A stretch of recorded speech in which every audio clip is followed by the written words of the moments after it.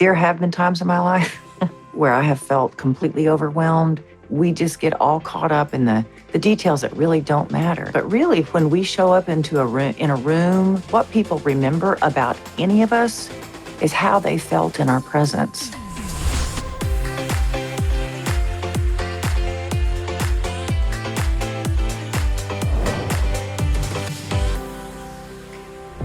Hey everyone, and welcome to the Christy Wright Show, where faith meets personal development so you can have a bigger faith and a better life. I'm so excited because today we are talking about something that is really going to help you, especially for those of you that might be having a hard time. Maybe you're going through a tough season or you're just exhausted from life. I'm going to give you some tips and advice that hopefully will set you free and encourage you. And then I get to sit down with the amazing legend, Grammy Award-winning Amy Grant. And y'all, she has some really incredible wisdom for us that's going to help us in any season. But first, let's talk about how to get through a hard season. Here's one of the things that I've noticed. When I'm entering a new season, whether that's a season with my health where I'm going through something and I need to recover, or I'm going into a busy season at work, or maybe a difficult season with one of my kids, what I tend to do is continue to expect of myself everything I expected before I entered that season. Now, the most dramatic example I can give you was when I got pregnant with my first son, Carter. I remember getting pregnant with him and still expecting that I would work out all the time, that I would have a clean house, that I would have energy for all the things I normally did, and I didn't. Y'all, in that first trimester, I was exhausted. I was so tired that I actually asked my leader if I could leave work, go home, and take a nap in the middle of the day. That tired. I went to bed at 6:30 every night that first trimester. Well, I remember just beating myself up over it.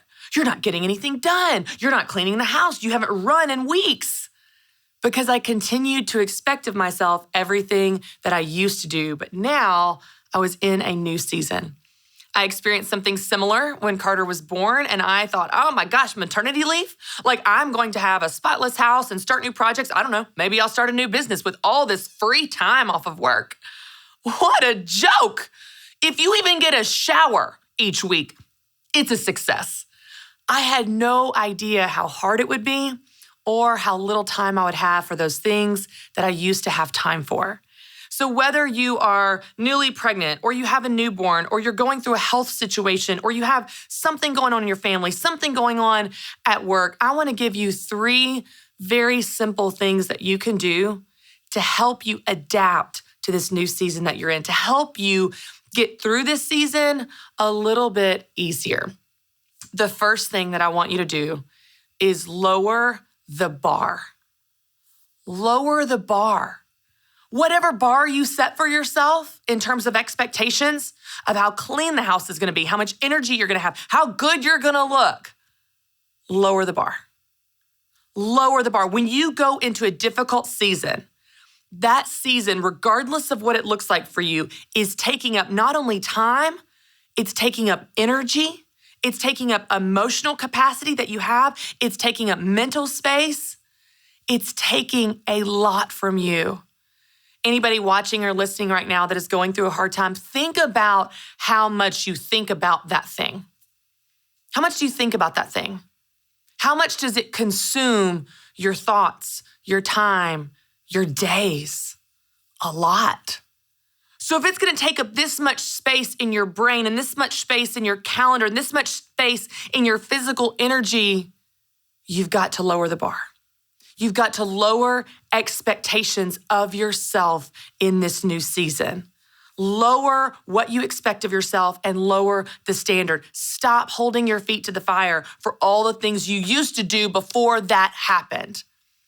Because when things change, things need to change. Something changed in your life. Something is going on, and you need to change your standards and expectations of yourself. I remember sitting down with my mentor, Eve, soon after having Carter, my firstborn, and she asked me, how's motherhood? What's it like having a baby? How's it? I said, it's hard. It's really stinking hard. And she was like, Well, you know why, don't you? And I thought, well, because this tiny human never sleeps, because he won't nurse, because I don't know what I'm doing, because I haven't had a shower in 4 days. I could give you a long list of reasons why it's hard. But I didn't say any of that. I just waited for Eve to answer her own question, which I knew she was going to because it was rhetorical. She said, it's hard because you're still trying to do all the things you used to do before you had a baby. But now you have a baby, a human life you're responsible for. That is hard. Men and women, lower the bar. Lower the expectations that you have of yourself and watch how that frees you to get through this season with a lot more strength and a lot less guilt. The second thing that I want you to do is identify the necessities. See, I don't know if you're like this, but I'm guilty of this. Everything is important. Everything is equally important. I need to feed my children and also steam clean the couches. I need to make sure I show up for work and also make sure that I look good and go out with my friends once a week. I need to make sure that I have my bills paid and also all of the couch cushions are organized and all the throw pillows are exactly in the place that I like them because I like them, like the blue one on the left and the white one on the middle, not the other way. These things are not the same. These things are not created equal. These things are not all important. What's important in those examples?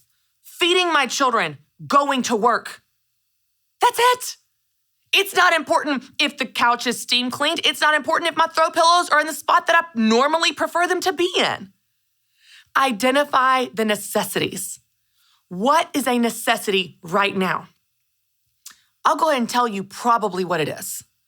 It is a necessity that you and your family eat.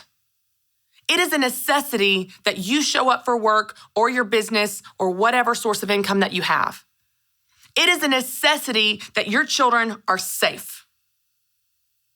That's about it. That's about it. Your hair can be greasy. Your house can be messy. Your food can be takeout. That's not a necessity that you have a home-cooked, organic, wonderful meal, that you look good and fresh with perfect makeup and a new outfit. That's not a necessity. What's a necessity right now is getting through this season. You've got to identify what is a necessity and what is not. And you focus on the necessities and let everything else go. Here's what that means. That means that when you run through the drive-thru to pick up dinner, you don't tell yourself the story that you're failing because you're not. Because you decided that a home-cooked meal is not a necessity. So you drive through that drive-thru proud. I'm winning. My children are eating. This is a success in this season. And you are proud of what you're doing right because you're getting the necessities right. And you're not distracting yourself or beating yourself up for not getting all of these things that are not necessities right. Identify the necessities and let everything else go. The third thing that I want you to do, and this is simple, but I want you to actually actively practice it. Give yourself grace. Now, I know you've heard that and some of you are tuning me out. Come back to me. Listen, come back. Listen to me. Here's what that looks like practically. It means understanding what you need in this season and giving yourself that. Does your body need to heal from a surgery, from childbirth, from some sickness? Give yourself the space, the time, the freedom, the medication, the support, the help to heal. Do you need more time alone because you're going through a really hard time? Or maybe you need more time with friends because you need support and community. Give yourself what you need to get through this season. Maybe you had something horrible happen. Maybe you experienced a tragedy or heartbreak or a loss. Give yourself the room to grieve, to just sit with your feelings. Give yourself the space to have what you need to get through this time. Stop beating yourself up. Stop telling yourself you should be over it by now. Stop telling yourself you should be better than this. Stop telling yourself you should have moved on by now. Stop telling yourself you should be handling this a certain way, better, more impressive, more together, with a cleaner house and better hair. Stop telling yourself that story because it's simply not true. And by the way, you would never say that to a friend going through what you're going through. I love how Brene Brown says, talk to yourself like you would someone that you love. What does that mean? That means you lower the bar, identify the necessities, and cut everything else out. And above all, give yourself grace. Give yourself what you need in this season to get through it. And when you do, it doesn't mean it's going to be easy, but I do promise you, you will get through it with more strength than you expect. We were drawn to Christian healthcare ministries because we both had young families and we wanted to have more children. And we had also just started a real estate company and needed to find healthcare coverage that would meet our needs. We were attracted to CHM because of its low monthly costs and the ability to negotiate medical costs down. Established in 1981 and accredited by the Better Business Bureau, CHM is here to meet the needs of your growing family or small business. Check us out at chministries.org. We absolutely believe in it. All right, y'all, I'm so excited to tell you some news that I have been wanting to tell you for a really long time. My brand new book, Take Back Your Time, The Guilt-Free Guide to Life Balance, is available for pre-sale. Now, it does not launch until September 14th, but guess what? When you order your copy now, you get over $50 of bonus items. That means an ebook, an audiobook, and guess what? You get a ticket to my event in September, Take Back Your Time Live, where I'm walking you through the content of the book. Listen, y'all, this is something I have been working on seriously for over a decade. And with 3 kids and a full-time job and a lot of interest, I know what it feels like to be stretched too thin. But I also believe there's more for you, and there's more for me. There's more to this life than just rushing and feeling run ragged and being busy and burnt out. I believe that you really can create a life you love and are proud of, that you can take back your time. So get your copy of Take Back Your Time, The Guilt-Free Guide to Life Balance at christywright.com. All right, y'all, I'm so excited because I get to sit down with Grammy Award winner and winner of just so many awards, the legend Amy Grant. Amy, thanks for being here. My pleasure. Good morning. I'm so excited about this. I have been a fan of yours for forever. Like I know so many people have. And this year is really special because you are right in the middle of this incredible 30th anniversary of your Heart in Motion album. And I know that this must be a really cool moment where you're reflecting on the last 30 years and kind of looking back at all of your music. Tell me what this has been like as you're celebrating this. I think the biggest sort of wow is to go, that music that sometimes feels like we made yesterday was half a lifetime ago. Yeah. And so, yeah, right now I turned 60 this year. We re-released Heart in Motion with some bonus materials. I had open heart surgery a year ago. Feels very thematic, but the real ta-da was 4th of July weekend. My daughter Millie, who was, I was pregnant with her, and then right around her birth and first year of her life. And then she came out on the Grammys with me when I sang the song Baby, Baby that she inspired. Oh, wow. She just told me she's pregnant with a baby girl. Wow! Congratulations! Oh my gosh, I love it. I know, there's just like so many themes aligned. It's really been beautiful, Yeah. And we all have things that we look back on with just such fond memories. And just sometimes it's nice to reconnect with the people that were all a part of that process. And then you go, it's special to you too. And for this reason and that reason. Anyway, so it's been a great prolonged conversation over the last few weeks. That's so cool. Well, that's such a famous song. I mean, I remember singing that song when I was little, and it's just one of those songs that like has such a great beat. It's so cool to hear from you though, behind the scenes of your daughter and being inspired by that. And I know that a lot of women are listening to this and watching, and they might be in that season, Amy, where they are in the trenches of little kids trying to juggle their job and their dream or their business and their babies. And I've got 3, 6, 4, and 1, and I'm in the trenches. So tell me what it's like from your perspective, just hearing that your daughter is having a baby and looking back on like even when she came out on stage with you and thinking, I mean, people say it goes so fast. Is it true? Yes. Yes and no, as you know. Yeah. Honestly, I think it was an easier time then to be a mother of young children. I know I had help, an extended family. I always had a sister who was pregnant at the same time I was, so we would kind of commiserate about our sleepless nights and all that. But believe it or not, I had one nanny and I had 2 kids in my 20s, one in my 30s, and my last at 40. I mean, I just spread motherhood Sure out did. as long as possible. PTA, 33 years. But Phyllis was the one nanny I had for 33 years. Wow. And I know, and she's just so amazing. And anyway, but a couple things that I think made it easier is, on one hand, social media connects us to other people so we don't feel so isolated, but it can be such a robber of sleep time.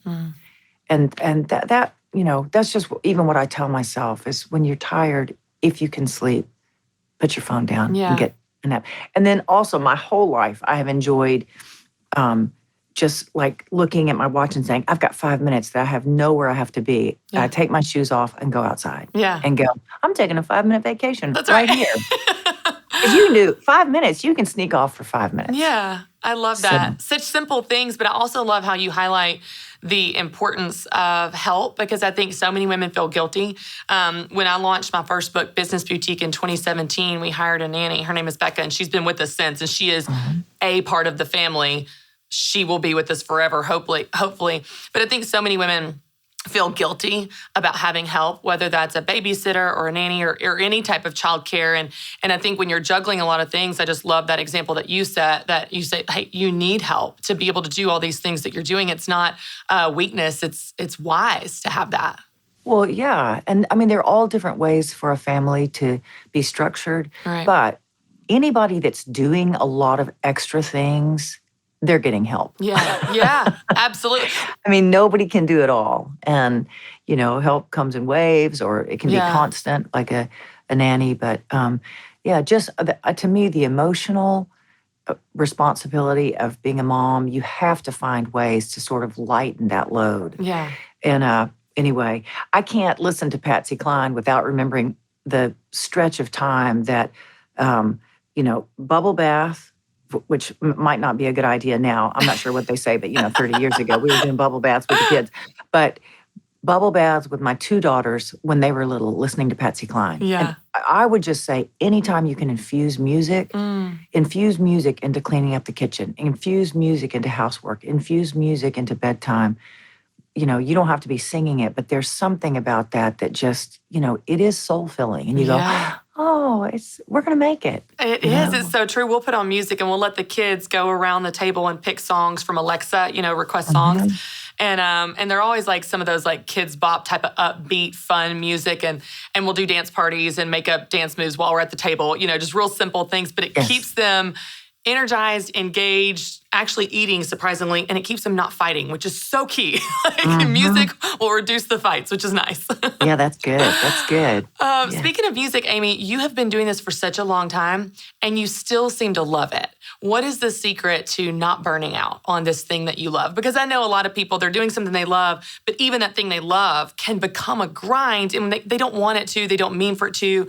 Talk a little bit about that. You seem to still love it. You're celebrating 30 years of that album this year and going on tour this fall. You've got so many things going on.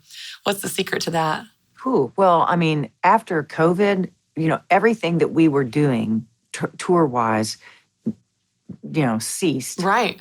For 15, 16 months. And I mean, anybody that kind of does the same thing year in, year out, no matter what it is, teacher, writer, singer, business person, I know, there's this fantasy in the back of our heads. What if I had a totally different life? I mean, I think everybody thinks that. Right. But there was something about COVID that just ripped it all away that made me be so grateful. I don't ever want my language to be, I have to go to work. It's like, I get to do this. Right. I get to work. Yeah. And anyway, so, but, I mean, I never imagined I would have a career all these years of making music. When I was a kid, hanging out, singing with my friends, there were always people that sang better than I did. But I love the environment that music creates. And to me, it's like a big welcome table. Yeah, I love that. Yeah. So you mentioned that you had open heart surgery last year. Talk a little bit about, you even shared a little bit of how that changed your perspective, on everything and COVID, for example. But talk a little bit about the recovery. Right. Well, if there was a good time for recovery from a major surgery, COVID was a good time. Yeah. because I didn't feel like the world was rushing on without me. But it's an interesting community, the Zipper Club. Anybody that's had their chest cracked open, I was so grateful that I had an issue that was fixable, and so the recovery process was, I. You, at first, you sort of feel like you've been run over by a truck. Yeah. And then, but every day it got a little better, I'm glad I had hair. I would like pull myself up by my hair. And you just sort of watch and feel your body heal. Yeah. But I have thought so many times about somebody with an ongoing situation, the ongoing journey of cancer, the ongoing journey of anything, high blood pressure, diabetes. And I count myself so fortunate that what I had was something that was fixable. Yeah. And after that, really a non-issue. Yeah. But anyway, the best thing I think I did was I tried not to think about it until the day for surgery came. And I actually have a friend who's having heart surgery today. Oh, and in a way, I feel like I've become the go-to for different people saying, what can I really expect? Right. And there are nitty-gritty details that I would not ever say on your podcast. Sure. There's an element we just keep private. I hear you. You don't even want to know. That's right. But to just say, you just have to trust the people that are taking care of you. Yeah. And ask everybody to pray. Yeah. Yeah. And our lives are a mystery. I have a friend that went in for open heart surgery 2.5 weeks ago and passed away 2 weeks later. Oh, I'm so sorry. And and that funeral's this Friday. I mean, there are just no guarantees in life. And maybe those are the things that make it's good to think about those things, because it makes even the hard things feel a little more precious. Yeah. And that's a good this is valuable, even if it's hard. This matters. I care about this. I care about this person. Those things, it's good to stay sensitized to that. And the tough stuff is what sensitizes us to those. Yeah. What really matters. So it's just all part of the journey. Yeah. You have such a grateful heart, that comes through and everything. Say, I get to do this, and I'm so grateful it was fixable. That posture of gratitude comes through in everything you say, and I think that does make such a difference in how you experience the good times, like the mountaintops of the 30th anniversary of your album, or the really difficult seasons of what you went through, or certainly losing a friend to that. That posture changes how you experience it, but I'm sure it's also changes how other people around you even see that. So I think that's even a powerful lesson in that, and how you see it. I'm curious, Amy, with so many things that you have had in front of you, so many opportunities, so many, I'm sure, demands and requests and so on. COVID was a weird year because your calendar was cleared and everybody's was and so on. But now, you're back into this busy season. You're going on tour this fall, and there's all these things going on, all good things, it sounds like, that you've got coming up with the album and stuff. How do you keep yourself from getting overwhelmed? Because I think that is one of the top words I hear from women that I work with and walk with and so on. And whether they're a stay-at-home mom and they're overwhelmed by motherhood, or they're running a business and they're overwhelmed by their business, or they're overwhelmed with a health crisis, something that is just taking all their time and attention, recovery, healing, and so on, whether it's themselves or a family member. I think that is one of those words that I hear a lot. And I'm just curious, from someone like you that certainly has a lot on your plate that could overwhelm you, but you seem to have a posture of, grace and calm, and even the way that you speak is very calming. I'm curious how you manage that so you don't get overwhelmed. It's an interesting question. There have been times in my life where I have felt completely overwhelmed, and always it's because I'm looking too far down the road. Okay. Always. Even looking to the end of the day, how can I get all this done today? How can I? And then I'm supposed to show up at this place, and then I'm supposed to, whatever it is. But if I can just bring it all down to the moment I'm in, there is always grace and enough in the moment you're in, always. And it's just, and I know that not just from my own life, but because of music, I've had the unique experience of total strangers will walk up to me and tell me their story. Yeah. I mean, like, it's just, I love that. But, we sort of skip the small talk. It's not like, hey, my name is. Right. They'll say, your music has meant something to me. And when I was going through XYZ, and we're in the deep end of the pool instantly. Wow. But because of that, I've heard so many people's stories. We all came together and we were so sad, and we were just sitting in this room and put on this record, and we're just looking at each other, and whatever the circumstance is, and it gut-wrenching. I've heard the most gut-wrenching stories, and always, even in the middle of the trauma, something good is also present. And so it gives me confidence. Even, my story, yes. I mean, the hardest cry of my entire life, the details do not matter, but I mean, no kidding, outside, under a night sky, face in the mud, snot cry, just, and then somehow in there floated in some kind of peace. And I was like, I am not alone in this. And just breathe. But that stress is like looking at the whole elephant that has to be eaten. Yeah. Or the whole mountain that has to be climbed. Yeah. And you just, I think anybody that's ever done anything that requires endurance, whether it's running or I enjoy just casual biking. But that was such a lesson to me when I got my first hybrid bike, and I would be at some big hill and go, oh my gosh. And then I learned, hey, there's no shame in the simplest gear. That's right. It's actually easier to ride than it is to walk. That's right. You're not falling over. It just takes time. That's right. You're going to get through it. And I mean, it's funny, those lessons of endurance that we learn through physical things, That's they true. also apply to emotional things. Yeah.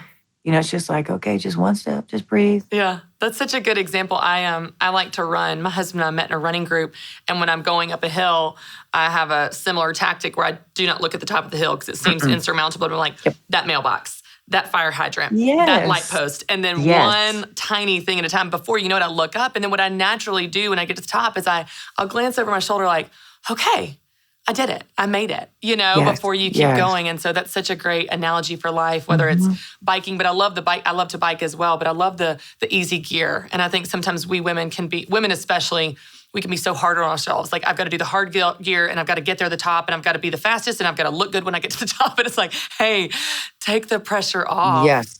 Yeah. And I also think when you really have no extra gas in the tank, you just go, what are the essentials? Yes. I mean, I remember calling my oldest sister saying, I'm a failure of a mother. I'm working so hard. I'm not having all these meaningful interactions with my kids. I'm delegating to somebody else. And I remember her saying, and my kids were young. Yeah. And I remember my sister, Kathy, saying, have you held each of your kids today? Did you say I love you? Do they have something in their stomach? Are they safe and dry? Do they have a pillow under their head? I'm like, yes. Okay. And she go, hey, you made it through today. That's right. And so it's like, I mean, so many times we just get all caught up in the details that really don't matter. Yeah. I can't find my other shoe. I'm wearing flip-flops. Who cares? Really? Right. That's right.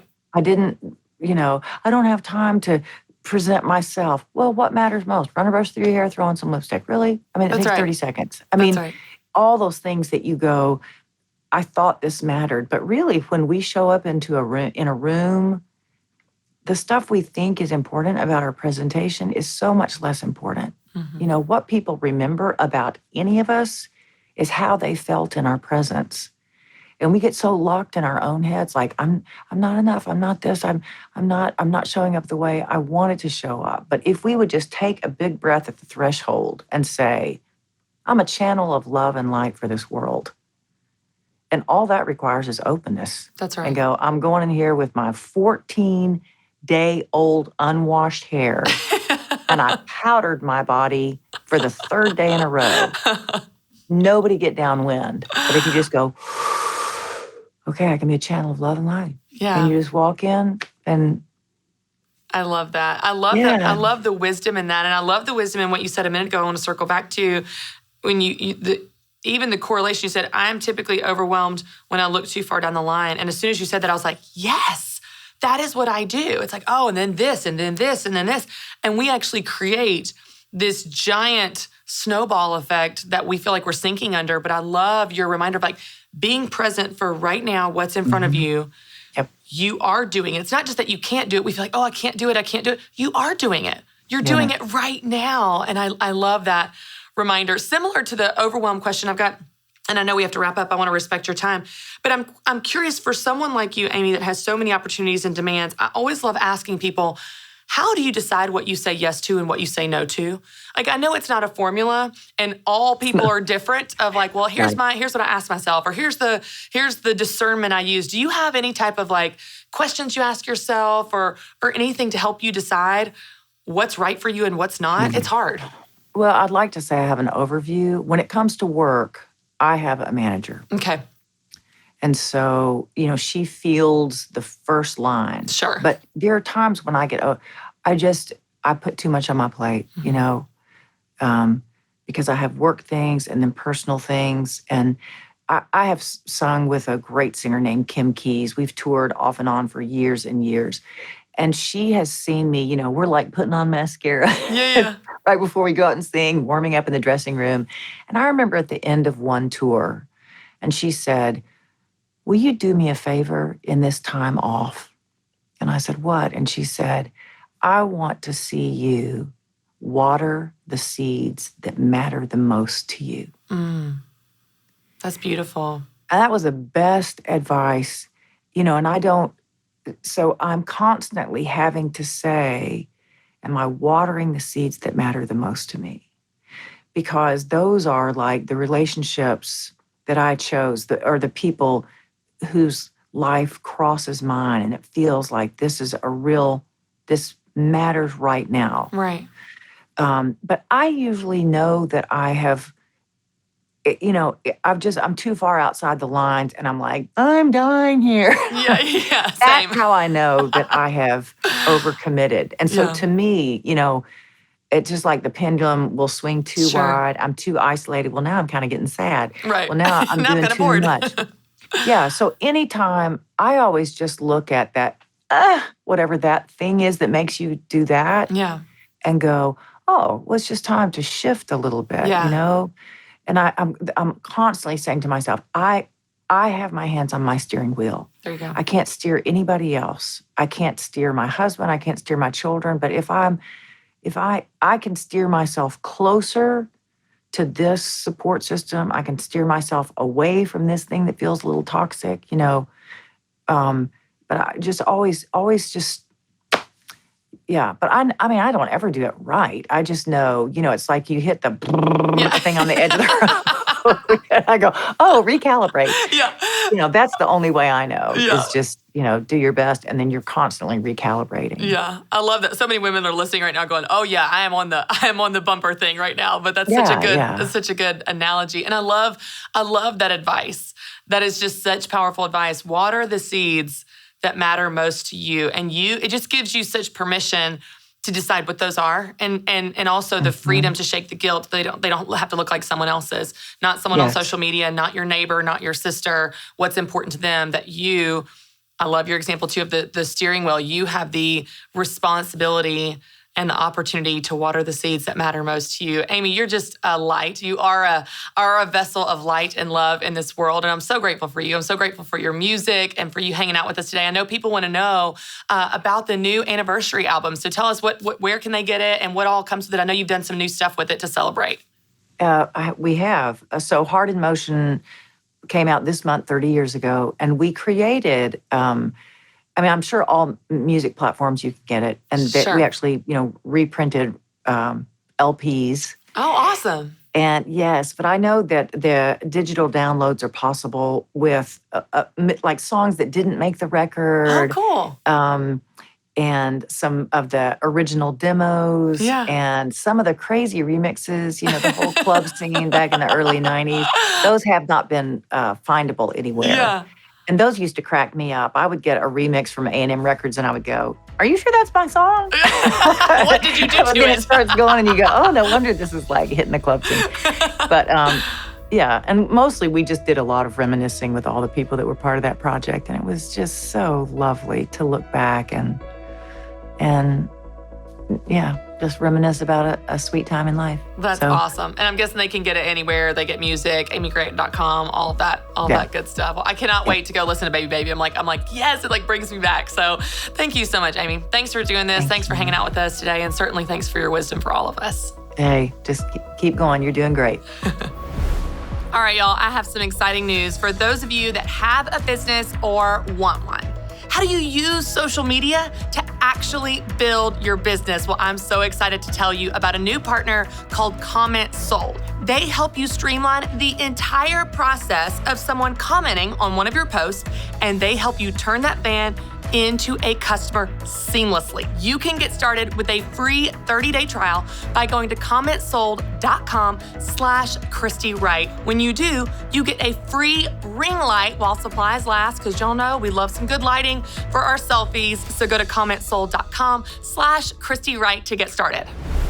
All right, y'all, I'm going to answer some of the questions that you have sent in on social media. Let's see what we've got today. Here we go. Figuring out what to do. Quit work. Start a business, stay-at-home mom, work with husband's business. So many options. Okay. What I love about this question is this person, and maybe you listening, have a lot of interests and a lot of options. Options, y'all, are a good thing. Options are fun. Options give you power. It gives you a sense of control. The only problem with a lot of options is that it can be paralyzing. Similar to the way this person worded this question, you can almost feel overwhelmed by your options because you're not sure which option to take, which path to pursue, which decision is the right one. So, while I can't tell you what you should do of these options, I can give you a framework for deciding that for yourself. So, if you're listening to this right now, and you feel overwhelmed by your options, whether that's options of a type of business or what work to pursue or just what to do with the next year of your life, I want to give you a very simple framework that's going to help you back out of that and hopefully decide what to do that's going to help you. Okay, as simple as this sounds, I want you to visualize the future. Now, there is a benefit to visualizing the future like 5 to 10 years from now. But if you're like me, that can feel overwhelming. I've got some commitment issues. I don't really want to commit to something 10 years from now. I can think about my life in the next 1 to 3 years. So think about your life in the next 1 to 3 years. What does it look like? What do you want it to look like? What do you want to be doing? What does that vision look like for you? How are you spending your days? How are you spending your time? How are you using your gifts? How are you interacting with others? When you start to visualize your future, a more short-term future, not a long-term vision, but a short-term vision of 1 to 3 years, then you start to see a picture of what this looks like. And when you back out of that, it will help you determine what decision to make today that's going to lead you down that path. What decision is right today that moves you toward that vision? Another way to ask it is, what must be true today to make that true in 1 to 3 years? So for the person writing this in, or any of you in similar shoes, I want you to do this exercise. Rather than focus on all your options right in front of you that are so overwhelming, look up, look out, think about the future. Next year, 2 years from now, 3 years from now, what do you want to be doing? How do you want to spend your days and your time and your gifts? And when you get that picture, and you may need to spend some time on it, that's okay. You may need to pray about it, that's okay. Talk to your spouse or friends about it, that's great. But once you get it, then hopefully you should be able to back out of that and see clearly which of these options leads you in that direction. It's a great question. You're in a great position to have options, and I hope this helps you pick the right one. All right, let's do one more question. What company do you recommend for creating your brand logo? It's a great question. Similar to the options question, you have a lot of options. I will tell you, I always recommend, when possible, working with a small business owner. So working with a graphic designer, for example. Here's why. When you work with a person that they're running their business, they're a solopreneur, they are a one-man show, one-woman show, you're able to have so much more personal interaction than if you were to use a big company where you're assigned someone that you never even have any interaction with. So because this is your brand, it's your business, it's your baby, you probably want this logo to reflect you and your values and your style and your personality. You want it to look a certain way. And so it would be really great to work with an individual that will help you bring that vision to life. I'll tell you, within my coaching group, the Business Boutique Academy, there are tons of women that will share services. So we've got graphic designers that are Academy members that are doing work for other Academy members, whether they're accountants or fitness professionals or someone running a hair salon. So if you can find someone in a community you're a part of, whether that's the Academy or something else, that's a great way to do it. Another way is just ask around.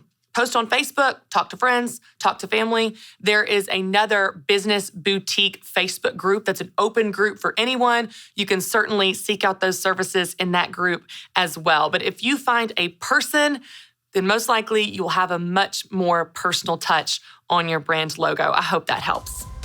All right, guys, thanks so much for hanging out with me as always. And for more encouragement on becoming the person you want to be, you can visit ChristyWright.com.